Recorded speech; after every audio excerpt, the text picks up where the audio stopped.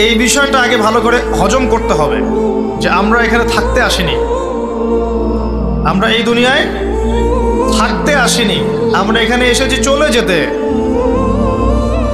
যার মনের মধ্যে এই কনসেপ্ট থাকে সে কখনো আল্লাহ পাকের বিদ্রোহী হতে পারে না, সে কখনো আল্লাহ দ্রোহিতা করতে পারে না, কুফরি করতে পারে না, শিরক করতে পারে না, আল্লাহর অবাধ্য হতে পারে না। যার মনের মধ্যে এই চিন্তা বদ্ধমূল যে আমি এখানে থাকতে আসিনি, আমি এখানে মুসাফিরের মতো এসেছি, গাছের ছায়ায় বিশ্রাম নিচ্ছি, বিশ্রাম নিয়ে শেষ হবে চলে যাব।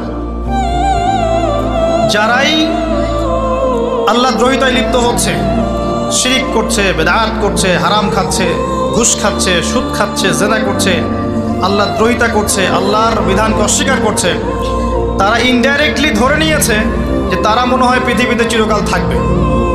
কারণ যদি কিয়ামতের মাঠের কথা তাদের স্মরণ থাকতো তারা কখনো এই কাজগুলো করতে পারতো না।